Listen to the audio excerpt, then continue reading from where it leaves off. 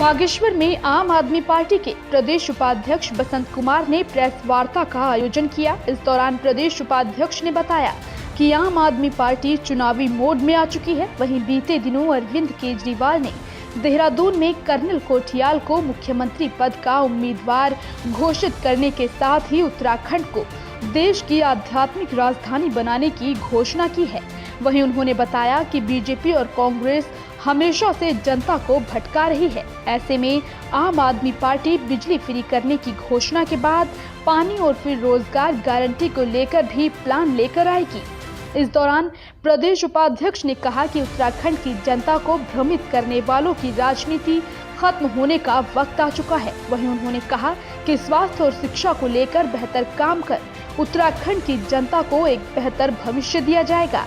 वहीं भाजपा और कांग्रेस ने 20 सालों से उत्तराखंड को आगे बढ़ाने की बजाय पीछे किया है। ऐसे में आम आदमी आगे आकर रोजगार के अधिकार को पुख्ता करेंगे। साथ ही उन्होंने भू कानून को लेकर सख्त कानून लाने की भी बात कही। वहीं उत्तराखंड की जनता को खेती के लिए भूमि उपलब्ध कराने के लिए प्रयास किए जाएंगे। वहीं शिक्षा के स्तर को भी सुधारा जाएगा। साथ ही आम आदमी पार्टी की सरकार आते ही हर जिले में हर्बल इंडस्ट्री खोली जाएगी। इस दौरान उन्होंने कहा कि आम आदमी पार्टी ईमानदारी से काम करती है और आगे भी ऐसे ही काम करेगी।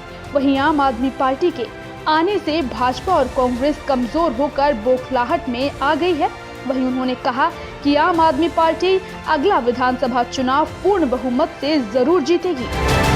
आम आदमी पार्टी अब जो है अपने चुनावी मोड में आ चुकी है। जैसा कि आप लोगों को विदित है कि उत्तराखंड प्रदेश में विगत दिनों हमारे पार्टी के मुखिया दिल्ली के मुख्यमंत्री केजरीवाल साहब ने आकर श्री कर्नल कोठियाल जी को आम आदमी पार्टी का चीफ मिनिस्टर फेस घोषित कर दिया है।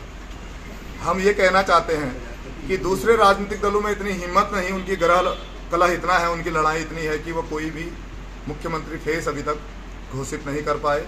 आम आदमी पार्टी के अंदर पूरा स्नेह प्रेम है, प्यार है और प्यार की ही स्नेह की प्रेम की राजनीति आम आदमी पार्टी करती है। इसलिए हमारे वहाँ जो है हमने उत्तराखंड प्रदेश के सामने चीफ मिनिस्टर फेस प्रदर्शित कर दिया है, जो एक देशभक्त हैं और जिन्होंने देश की सेवा की है और जिनके अंदर आज तक हमेशा लोगों को सहयोग करने और सहयोग की भावना से काम करने का ही उनका इतिहास रहा है। तो ये सूचना देना हमारे लिए ज़रूरी था। दूसरा मैं आपको बताऊं, केजरीवाल साहब ने आकर जो दूसरा घोषणा की है वो एक ही है कि उत्तराखंड प्रदेश को, इस देवभूमि तो हम कहते ही हैं उत्तराखंड प्रदेश को, हमारी सरकार आने पर इसको स्पिरिचुअल कैपिटल, आध्यात्मिक राजधानी भारत की घोषित किया जाएगा। ये हमारे लिए बड़ा हर्ष का विषय है। ये सूचना हम जन जन तक आप लोगों के माध्यम से पहुंचाना चाहते हैं कि आम आदमी पार्टी उत्तराखंड प्रदेश के बारे में सदनीति और सद्भावना रखती है और यहाँ के उत्तराखंड प्रदेश को बेहतर तरीके से एक spiritual capital of India, Bharat की आध्यात्मिक राजधानी घोषित करके दुनिया के टूरिज्म को उत्तराखंड की तरफ आकर्षित करके यहाँ के लोगों के रोजगार के बारे में, यहाँ के लोगों के आध्यात्मिक क्षेत्र को डेवलप करने के बारे में पूरे तरीके से संकल्पबद्ध है और उस क्षेत्र में काम करने के लिए आगे जो है प्रण कर चुकी है। और इसके अलावा अब जो है हमारा जो बिजली वाला कैंपेन चल रहा है, ये भी कुछ दिन और चलेगा। तो बहुत बढ़िया रिस्पॉन्स हमारा जो है बिजली कैंपेन से हमको मिल रहा है। उत्तराखंड प्रदेश में आम आदमी पार्टी आने वाले समय में अपनी सरकार स्थापित करेगी। इस बार काफ़ी आकर्षित है कि भू कानून होना चाहिए, तो क्या आम आदमी पार्टी का क्या मानना है इस बारे में? इसके दो जवाब है। एक जवाब यह है कि उत्तराखंड की जनता के पास जमीन होनी चाहिए।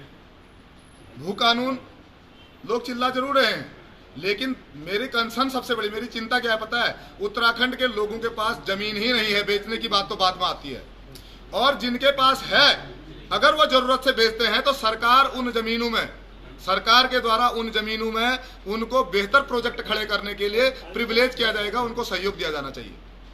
अगर ऐसी परिस्थिति होगी, आप उनको आत्मनिर्भर बनाएंगे। जमीन अगर कोई व्यक्ति बेचता है तो अपनी जरूरत के हिसाब से बेचता है, अपनी जरूरत से बेचता है।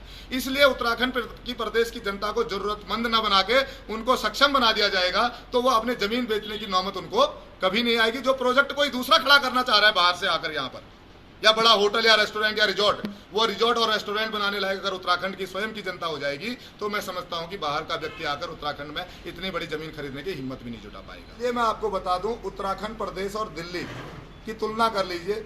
एक होता है, एक होटल का मैनेजर होता है जो होटल को फायदे की तरफ ले जाता है, एक होटल का मैनेजर होता है जो होटल को घाटे की तरफ ले जाता है।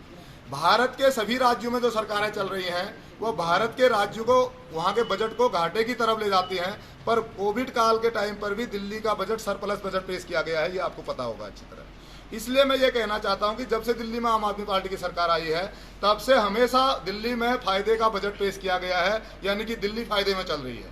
उत्तराखंड प्रदेश और दिल्ली की अगर तुलना की जाए तो दिल्ली 60,000 करोड़ का दिल्ली का बजट है और 50,000 करोड़ का उत्तराखंड का बजट है।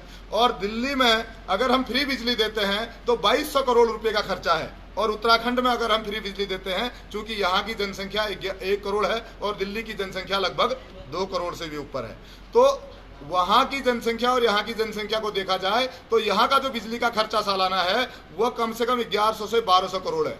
तो 50,000 करोड़ में से 1200 करोड़ निकालना आम आदमी पार्टी के लिए कोई नई बात नहीं है। हम बेहतर तरीके से फ्री बिजली देने के लिए संकल्पबद्ध हैं। हम बेहतर तरीके से बता सकते हैं कि उत्तराखंड प्रदेश ऐसी कोई बदहाली में नहीं गुजर रहा है जिससे कि वो फ्री बिजली प्रोवाइड ना करा सके। ईमानदार और बेईमानों की जहां लड़ाई शुरू होती है तो बेईमान सकपका जाते हैं कि अब हम क्या करें, ईमानदार आदमी सामने आ गया है। ये देश इसलिए बर्बाद नहीं हुआ है कि यहाँ ईमानदार लोगों की कमी है। भारत की मैक्सिमम जनसंख्या ईमानदार है, मैक्सिमम जनता ईमानदार है, पर समस्या क्या है कि ईमानदार संगठित नहीं है और बेईमान संगठित है। आज तक बेईमान संगठित था, इसलिए ईमानदारों को भ्रमित करके वो वोट बटोर के सत्ता संभाल लेता था।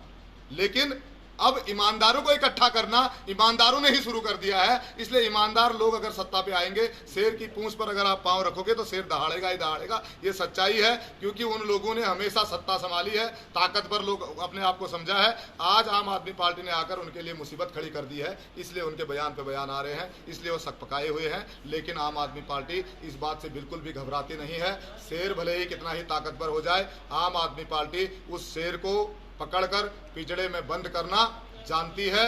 मैं समझता हूं कि आम आदमी पार्टी अपनी नीति, नियति और नैतिकता के आधार पर आने वाले समय में उत्तराखंड प्रदेश की जनता को यह समझाने के लिए सफल हो जाएगी कि हम ईमानदार लोगों की राजनीति है, और ईमानदार लोग अगर एक बार सत्ता में बैठ जाएंगे तो जनता उन पर लगातार भरोसा करने लग जाएगी। ये मैं आप लोगों को बताना चाहता हूँ। हर खबर में होगी हमारी नजर। खबरों से जुड़ने के लिए हमारे चैनल को सब्सक्राइब करें और बेल आइकन दबाना ना भूलें।